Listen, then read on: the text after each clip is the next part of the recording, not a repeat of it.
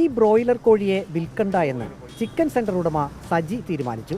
വിൽപ്പനയ്ക്കെത്തിച്ച broiler കോഴികളുടെ കൂട്ടത്തിലാണ് 4 കാലുകളുള്ള ഈ കോഴിയെ ഉടമ കണ്ടത്. പത്തനംതിട്ട റാന്നി ബ്ലോക്ക് പടിയിലുള്ള ചിക്കൻ സെന്ററിലാണ് കാഴ്ച.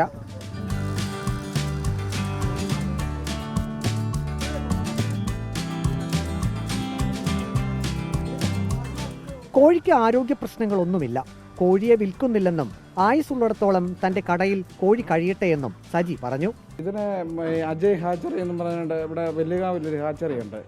അപ്പോൾ അവിടെ നിന്ന് വന്ന സാധനം രാത്രി ഇറക്കിയിട്ടിട്ട് വീട്ടിൽ പോയി. രാവിലെ വന്ന് നമ്മൾ ഈ കോഴിയെ പിടിച്ച് ഇതിനകത്തോട്ട് ചേഞ്ച് ചെയ്തപ്പോഴാണ് ഇതുപോലെ 4 കാല് കാണുന്നത്. അപ്പോൾ എനിക്കൊരു 20 വർഷം മുമ്പ് തമിഴ്നാട് കമ്പം രായപ്പംപെട്ടി എന്ന സ്ഥലത്ത് നിന്ന് ഇതുകൊണ്ടൊക്കെ 3 കാലുള്ളൊരു കോഴിയെ അന്ന് ഈ മാതൃഭൂമി പത്രത്തിലൊക്കെ അവർ അതിനകത്ത് ഇതൊക്കെ വാർത്തയൊക്കെ വന്ന. അത് കഴിഞ്ഞ് ഇപ്പോൾ ഇത് 20 വർഷം കഴിഞ്ഞിപ്പോൾ 4 കാലുള്ളതിനെ കിട്ടി. ഇല്ല, കൊടുക്കുന്നില്ല. ചുമ്മാ ഇവിടെ ഇട്ടേക്കാവുന്നുള്ളത്.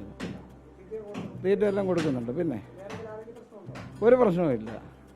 നടക്കുന്നതിന് 2 കാല് ഒക്കെ നല്ല ബലവത്താണ്. പിന്നെ 2 കാല് ഇങ്ങനെ എക്സ്ട്രാ ഇങ്ങനെ ഉണ്ടെന്നേ ഉള്ളൂ.